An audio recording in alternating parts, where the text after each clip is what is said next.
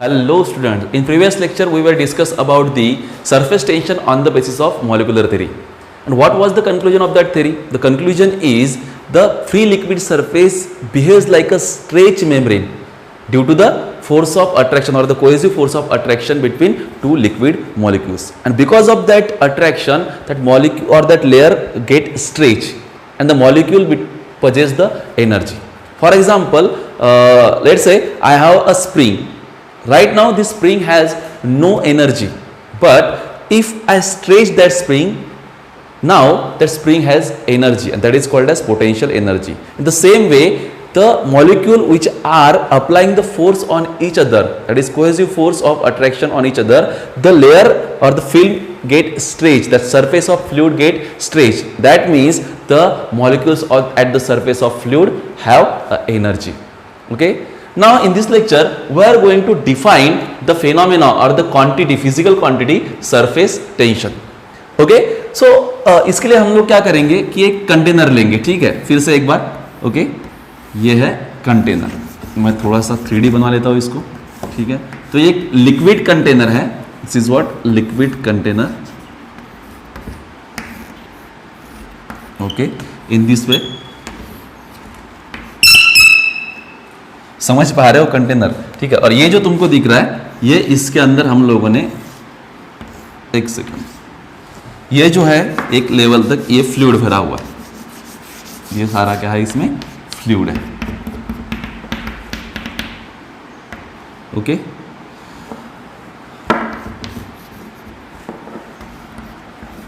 ये बन गई diagram. Okay, so this is what एक कंटेनर है. इस कंटेनर के अंदर क्या है, दिस ये जो दिख रहा है दिस इज लिक्विड.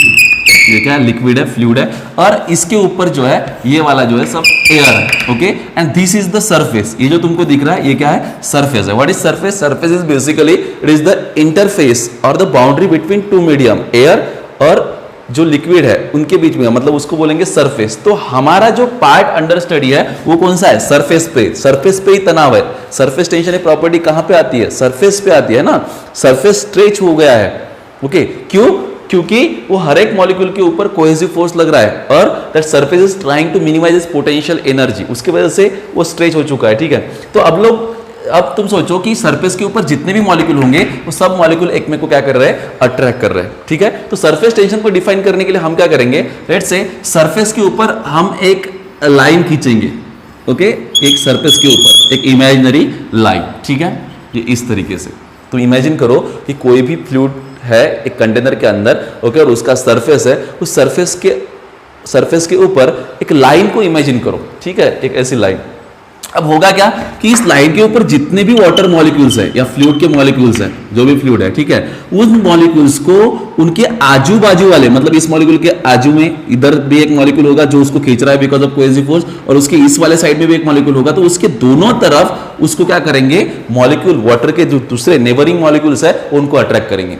सेम इस मॉलिक्यूल के लिए. तो यहां पे इस लाइन के ऊपर जितने भी फ्लूइड के मॉलिक्यूल है उन सब मॉलिक्यूल को इधर उसके बाद में इधर, मतलब दोनों डायरेक्शन में जो उनके नेबरहुड वाटर या लिक्विड मॉलिक्यूल्स है वो कुछ इस तरीके से अट्रैक्ट करेंगे. मतलब ये इस तरीके से सिनेरियो है. फॉर एग्जांपल ये लाइन वो है एक इमेजिनरी लाइन जो मैंने फ्लूइड के ऊपर खींची है. अब इनके ये जो सब मॉलिक्यूल्स होंगे इस लाइन के ऊपर, इनको इस वाले साइड में, साथ में इधर भी, इधर दोनों साइड में क्या होगा, फोर्स ऑफ कोहेजन लगेगा उनके ऊपर. उनके आजू बाजू मॉलिक्यूल उनको अट्रैक्ट करेंगे. ठीक है, सो फॉर एग्जांपल ये जो लाइन तुमको दिख रही है इस लाइन की लेंथ मान लो कि यल है. So let's say capital L be the length of that imaginary line which is drawn on the free liquid surface. Okay, and इस लाइन के परपेंडिकुलर डायरेक्शन में, इस लाइन के ऊपर परपेंडिकुलर डायरेक्शन में जितना भी फोर्स लग रहा है उस फोर्स को हम कहेंगे लेट्स से कैपिटल यल. मैं एक बार फिर से रिपीट करता हूं. ओके, कोई एक कंटेनर है, कंटेनर के अंदर जो लिक्विड भरा हुआ है उस लिक्विड का फ्री सरफेस इमेजिन करो, है ना. सरफेस इमेजिन करो कि सरफेस के ऊपर एक लाइन खींची हुई है और उस लाइन के ऊपर जितनी मॉलिक्यूल्स है उनको उनके दोनों तरफ ऐसे परपेंडिकुलर डायरेक्शन में कोहेसिव फोर्स लगा रहे हैं दूसरे फ्लूइड के मॉलिक्यूल. ओके, सो अगर उस लाइन की लेंथ यल है और उस लाइन के ऊपर लगे वाला पूरा जो कंप्लीट फोर्स है वो कैपिटल एफ है ना. मतलब यल लेंथ पे कितना फोर्स लग रहा है, कैपिटल एफ इतना फोर्स लग रहा है. तो बताओ एक यूनिट लेंथ पे कितना फोर्स लगेगा, तो एक यूनिट लेंथ पे कितना फोर्स लगेगा, तो इसके लिए हम सीधा सीधा कर सकते हैं कि भाई टोटल लेंथ कितना आएंगे कैपिटल एल और टोटल फोर्स कितना कैपिटल एफ, तो कैपिटल एफ इतना फोर्स लग रहा है कितना कैपिटल एल इस लेंथ पे, तो इस चीज को that is force per unit length, इस चीज को हम क्या कहेंगे बच्चों सरफेस टेंशन, क्या कहेंगे इसको सरफेस टेंशन। ठीक है, तो देखो सरफेस टेंशन है क्या, सरफेस के ऊपर जो भी मॉलिक्यूल्स है उनके बीच में अट्रैक्शन का जो कोहेसिव फोर्स है वो कोहेसिव फोर्स ही सरफेस टेंशन है। लेकिन डिफाइन करते टाइम पे क्या सरफेस टेंशन को सीधा फोर्स बताओगे, नहीं, सरफेस टेंशन को कैसे बताओगे, that is force per unit length, इस चीज को तुमको ध्यान में रखना है। हमारे माइंड में होता है कि टेंशन मतलब फोर्स, तो सरफेस टेंशन इज फोर्स, हाँ सरफेस टेंशन टेक्निकली फोर्स ही है, लेकिन डिफाइन करते टाइम पे तुमको बताना है दैट फोर्स एक्टिंग पर यूनिट लेंथ, समझ रहे हो तुम लोग। तो सरफेस टेंशन का इससे एसआई यूनिट भी क्या आएगा बच्चों, एसआई यूनिट क्या बनेगा इसका, एसआई यूनिट बनेगा फोर्स के लिए न्यूटन एंड लेंथ के लिए क्या बनेगा मीटर। और सीजीएस यूनिट बताओ क्या आएगा, तो सेम सीजीएस यूनिट आएगा, न्यूटन के लिए हो जाएगा डाइन एंड मीटर के लिए हो जाएगा सेंटीमीटर। तो इसके ऊपर से इसके डायमेंशन क्या बनाओगे तुम लोग, डायमेंशन बताओ जरा, डायमेंशन फोर्स के लिए अगर देखा जाए न्यूटन के लिए आएगा m1 m की power 1 m1 l1 t minus 2 and divide में क्या है बेटा मीटर है, तो l1 ऊपर जाएगा तो क्या हो जाएगा l1 के साथ कैंसिल हो जाएगा, तो मतलब यहां पे बनेगा m1 l0 t माइनस 2, ये क्या रहेंगे dimension for what surface tension. तो सरफेस टेंशन को हम डिफाइन करना चाहते हैं, सरफेस टेंशन को कैसे डिफाइन करोगे तुम लोग, हाँ तो सरफेस टेंशन मतलब क्या, that is force per unit length, लेकिन ये जो फोर्स लग रहा है ये फोर्स कैसे लग रहा है, जो सरफेस है फ्लूइड का उस फ्लूइड के सरफेस को टेंजेंशियली लग रहा है, देखो ध्यान से टेंजेंशियली लग रहा है, मतलब मान लो ये अगर कोई सरफेस है, ठीक है ये कंटेनर है, तो यहां पे मॉलिक्यूल है, तो ये इधर कहीं पे भी यहां पे दो मॉलिक्यूल है, इनके बीच में इधर लग रहा है, मतलब उस सरफेस को टेंजेंशियल लग रहा है, समझ रहे हो तुम लोग, तो टेंजेंशियल फोर्स हमको बोलना पड़ेगा। So what is the definition for surface tension, तो डेफिनेशन बनेगी the tangential force per unit length, tangential force per unit length, okay, acting more precisely लिखे तो acting at right angle to imaginary line, acting at right angle to imaginary line. अरे ये जो imaginary line हमने liquid surface पे ली है, इसके राइट एंगल को इसको परपेंडिकुलर डायरेक्शन में एक्ट कर रहा है ना, okay, right angle to the imaginary line drawn on free liquid surface, drawn on free liquid surface, okay. ध्यान दो एक बार फिर से definition, what is mean by surface tension, the tangential force per unit length, I repeat what is surface tension, the tangential force per unit length, okay, acting right angle, ये अगर तुम acting right angle to the imaginary line drawn on the free liquid surface. Formula क्या लिखोगे, force per unit length, SI unit Newton पर metre, okay, और dimension पे तुम बना सकते हो उसके, ठीक है। तो समझ रहे हैं ना तुम लोग, तो इस तरीके से हम सरफेस टेंशन को डिफाइन करेंगे, ठीक है। अब ये सरफेस टेंशन की जो वैल्यू होती है ना, मतलब कि कितना फोर्स लग रहा है पर यूनिट लेंथ, हर एक फ्लूइड के लिए अगर फ्लूइड तुम चेंज कर दोगे तो सरफेस टेंशन की वैल्यू भी, मतलब कि वो कोहेसिव फोर्स जो पर यूनिट लेंथ लग रहा है वो चेंज हो जाएगा। डिफरेंट लिक्विड के लिए सरफेस टेंशन की वैल्यू क्या होती है, डिफरेंट होती है ना, ओके। सो और ये जो सरफेस टेंशन होता है किसी फ्लूइड का, ये अलग अलग फैक्टर की वजह से चेंज भी होता है, मतलब कि अगर कुछ चेंज होता है, फॉर एग्जांपल तुम किसी फ्लूइड में कुछ इंप्योरिटी डाल देते हो तो that surface tension of that fluid will get change हो सकता है, ओके।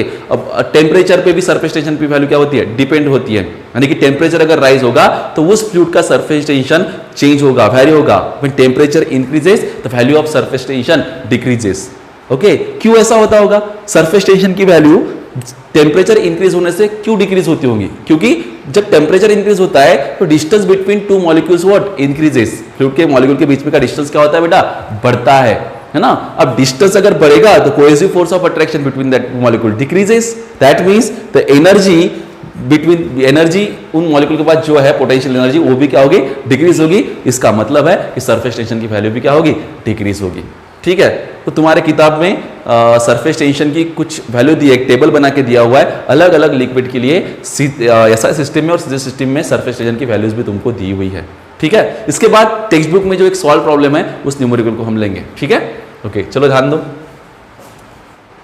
दिया हुआ है beaker of radius 10 centimetre is filled with water. क्या दिया हुआ है हम लोगों को, एक बीकर दिया है हमारे पास, ठीक है, और इस बीकर के अंदर वाटर भरा हुआ है, ठीक है, क्या भरा हुआ है इसके अंदर, वाटर। और उस बीकर की जो रेडियस दी है, रेडियस कितनी दी है तुमको, 10 सेंटीमीटर। मतलब कि तुम यहाँ पे लिख सकते हो डेटा में r is equals to 10 centimetre, ठीक है। आगे क्या बोल रहा है, इस फील्ड विथ वाटर, आगे बोल रहा है calculate the force of surface tension on any diametrical line. तो हमको सरफेस टेंशन का फोर्स कैलकुलेट करना है, लेकिन कौन से लाइन के अबाउट, उस बीकर के डायमेट्रिकल लाइन के अबाउट, मतलब उस लाइन की लेंथ कितनी होगी, तो ये इतनी लेंथ होती है उसके डायमीटर के बराबर, ठीक है। सो लेंथ हम निकाल सकते हैं, यल इज इक्वल टू, अगर रेडियस 10 सेंटीमीटर तो लेंथ कितनी हो जाएगी, 20 सेंटीमीटर। चाहो तो इसको स्टैंडर्ड यूनिट में कन्वर्ट कर दो, तो क्या हो जाएगा 20 into 10 raise to the power -2 metre. Calculate क्या करना है, force of surface tension, that F is equals to question mark, मतलब लेंथ दी हुई है, फोर्स निकालना है, ठीक है। आगे क्या बोल रहा है, ये जो फ्लूइड इसके अंदर है, बोल रहा है जो फ्लूइड है वाटर है, और वाटर का जो सरफेस टेंशन है, surface tension of water is, दी हुई है तुमको value, surface tension of water, उसको जाओ तो कैपिटल टी से डिनोट करते हैं हम सरफेस टेंशन को, या एस टी से भी लिख सकते हो तुम लोग को, T is what symbol for the surface tension in the chapter. तो टी इज इक्वल टू क्या लिखोगे, 0.075 जो दिया हुआ है तुमको, गिवन वैल्यू है न्यूटन पर मीटर, ठीक है। तो ये हुआ तुम्हारा डेटा।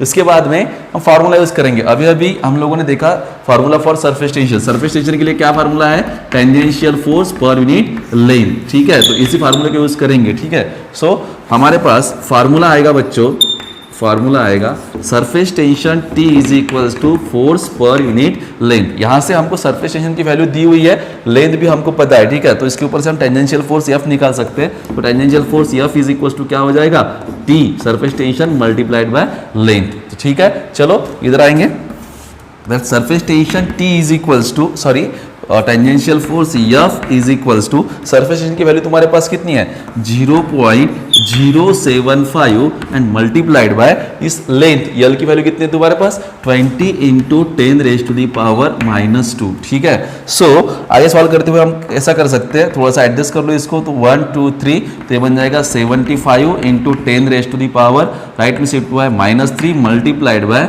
इसको लिख सकते हैं 2 into 10 raise to the power what, उसको लिख सकते हैं -1, बराबर है। डेसिमल पॉइंट को हमने लेफ्ट में शिफ्ट किया है, ठीक है। तो 75 टू जा 150 into 10 raise to the power, ये बन जाएगा -4, ठीक है। और थोड़ा सा एडजस्ट करना चाहते हो तो डेसिमल पॉइंट को तुम शिफ्ट कर सकते हो, तो it becomes 1.5 into 10 raise to the power, 2 digit से शिफ्ट किया है मैंने, ठीक है। तो इसलिए क्या आ जाएगा +2, तो 10 रेज टू दी पावर -2, ये किसकी वैल्यू आई, टेंजेंशियल फोर्स की, that is what F is equals to ये इतना न्यूटन। सो जो तुमको पूछा गया था कि भाई कितना फोर्स लगेगा, calculate the force of surface tension, तो फोर्स ऑफ सरफेस टेंशन कितना आएगा, 1.5 into 10 raise to power -2 newton, ठीक है।